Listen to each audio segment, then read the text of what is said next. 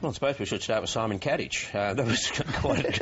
Certainly the most passionate defence of anything. It was, though. I think Andrew Hilditch, the chairman of selectors, could probably say he's not that impressed with the ALP's national selectors either. Let's move on now to the Productivity Commission's report out this week. Yet another instalment in the government's effort to try and get on the front foot on this one, Lenore. Did they? To a certain extent, yes. The Productivity Commission report told us what every other report previously has also told us to both sides of politics, and that is a carbon price is the cheapest way to reduce our emissions.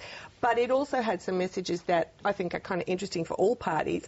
It said we could have reduced our emissions in the electricity sector by as much as we have today for $9 per tonne of abatement.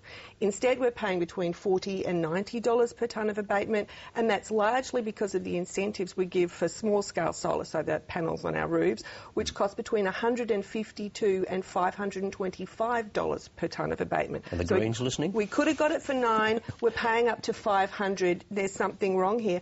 Bizarrely, the renewable energy target in its current form is the thing that for which we have bipartisan support, and the carbon tax, way cheaper, is the thing that we're arguing about. And I think, you know, the message is, yep, sure, carbon price is cheaper, but we have to be careful about how all the add-ons that we design on the carbon market, because that's what can really bump the price up, and it's what's bumping the price up internationally, even in the countries where they also have a carbon tax. But then the argument that the opposition picked up right away is, OK, you've got that. They do cheaper, more efficient, but nobody else does it. Exactly. Well, it was the kind of report that had something in it for everyone, really, except the Greens, who I don't think can take any comfort from it at all. But I think it's the kind of report that's probably not going to change a single vote outside the Parliament. I don't think it was really intended for that. I think it was aimed at one vote inside the Parliament, and that was Tony Windsor. OK, just before you go on then, we'll hear from from the person who controls that single vote, and he said it satisfied two key requirements. Yes, the rest of the world is moving in a direction. If you are going to address this issue, a carbon pricing mechanism is the way to address it. Sorry, Nikki, go on.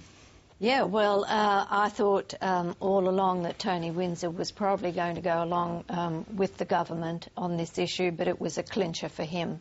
It also gives him something to wave around in the electorate and say, look, see, everybody's doing something. He's not describing this as the clincher, though. He says that he still needs to be persuaded by the structure and the detail. That's right. He still wants it to be real. He wants whatever the government does to be real, but this was a critical report for him, and he seems satisfied with that report. Don't you think Tony Windsor's just hanging out to get the best deal he possibly can for his issues, the rural carbon issues, before he actually signs on? I mean, he's a canny politician. Of course. This is a deal-doing thing, a stance for him. That's why he's not promising his vote entirely. But I think you're being a little bit unfair on the Greens. I mean, it's the two big parties that have been the major proponents of small-scale solar incentives, which are the things that are forcing up our prices. But the Greens are also out there pushing renewables.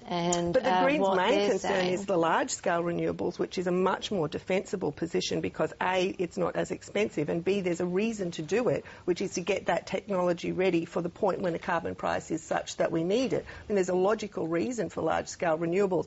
The small-scale programs are really only there for political purposes, and it's been the major parties that have been pushing it. It's a huge cost, and at what return, you know, which is something that the government's going to have to decide.